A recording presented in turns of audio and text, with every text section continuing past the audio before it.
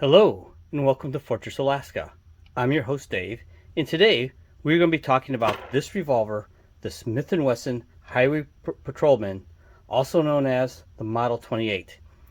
It was developed in 1954 as the Highway Patrolman, and then in 1957 it was changed to name the Model 28. Basically, this is a Model 27 that has got a less expensive finish and less expensive treatment, because this would normally have been hand checkered. Instead it's just hatched or matte bead blasted. It was a simplified 27 to bring down the cost, to make it more popular for sportsmen and law enforcement. In the 1940s and early 50s, Smith & Wesson was the only manufacturer of the .357 Magnum revolver, and that was the Model 27, which can also fire .38 Special.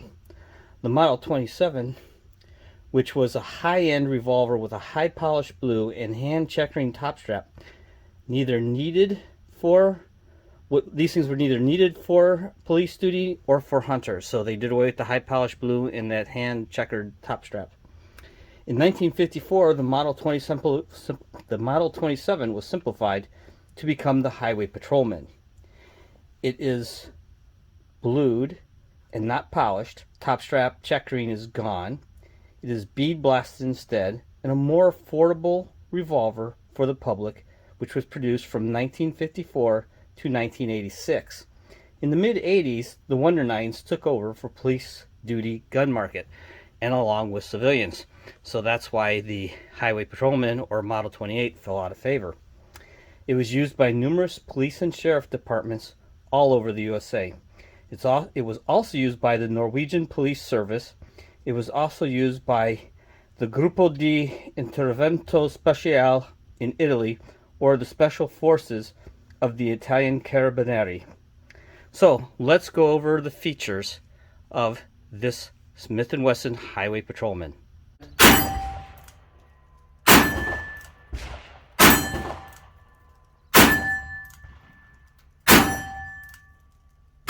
Okay, to start the sights. See the sights? It's serrated, simple ramp front sight, reduced reflection, an adjustable rear sight. And I will note that in the shooting you will see, this is not my handgun, so I did not mess with adjusting the sights, and I wasn't sure how they were sighted. I couldn't seem to figure it out, and I wasn't smart enough to think to set a target out at 30 yards and see exactly where it was hitting, so that was on me.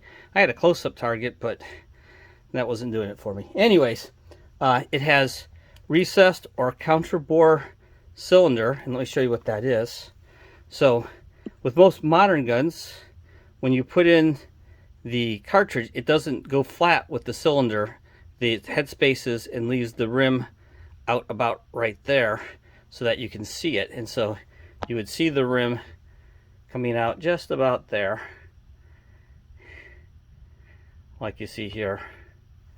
But in this one it's counterbored, so it goes in. So if you look carefully into the cylinder, you can see the counterbore in the cylinder area. And that's an expensive step that's not really needed and not used in most revolvers nowadays.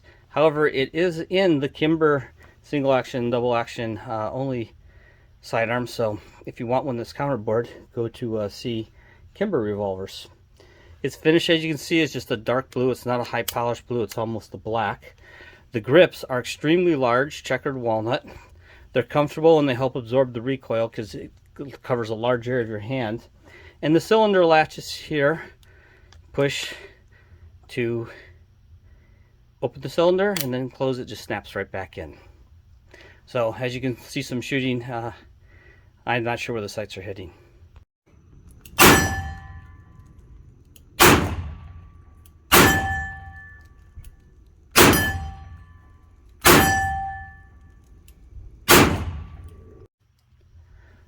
Let's show you how to load and unload.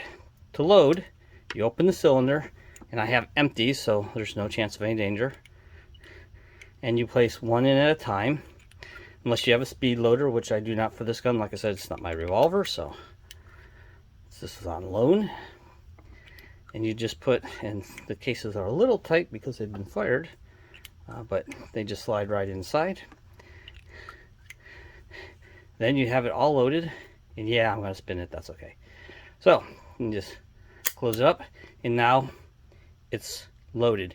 And then when you're done shooting, you open it up, tilt it over, press here, and it ejects the empties.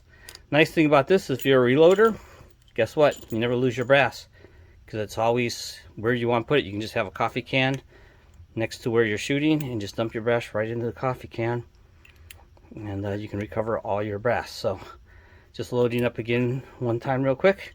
Like I said, these are empties, they've been fired. So I want to show you the trigger. So it has a very smooth double action trigger pull. I would say it's around 12 pounds, but it's extremely smooth, and you can stage it if you watch what you're doing. And as you can see, this gun was made somewhere between 1954 and 1957. It has an exposed hammer right there. So, but it does have a rebounding hammer, I guess is what it's called. So it's fairly safe to carry with all 6 in the chambers, but I wouldn't recommend dropping it. So it's got a heavy but good, extremely smooth pull. But here, the single action pull is amazing. You can watch my finger on the trigger. There's almost no movement, and it breaks. I don't know if you can see the movement. Watch, we'll try that again. If you can see the movement, you can let me know, but that's it. It's maybe a pound. The single action is very fine. You can get really nice shots off with this in single action. Now this gun has probably been extremely well used. You can see it's been carried a lot. It's got quite a bit of holster wear. It's just got honest wear from being used for many years. It's a very nice revolver. This, even though it has a dull finish and doesn't have, it's not a 27, it's the Highway Patrolman, which is a simplified version. This, by today's standard, is still an heirloom quality revolver. So if you ever find one of these used, I would jump on it. So let's show you something else real quickly. Like I said, this is a 357 Magnum. And so let me show you the difference between 357 Magnum and 38 Special real quick. So we'll close that up and set that aside. These are actually 38 Special cases.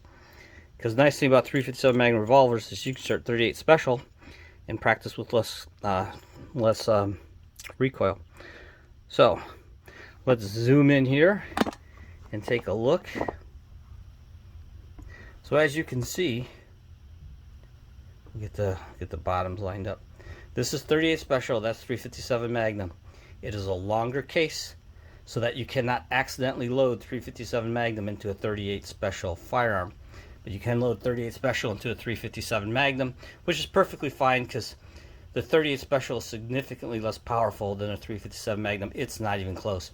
The 38 Special often isn't even as powerful as a 9mm. And you may be asking why these cases are so long compared to modern semi-automatic cartridges. It's simple. The 38 Special was developed in the black powder days. You need more volume of black powder to get the same amount of energy. So the case is bigger than it needs. But once your tooling's all made for making guns, you don't change your tooling. You just don't load the cartridge up with as much powder when you go to smokeless powder back around 1900. And it, like I said, for safety, they just made the 357 Magnum case longer.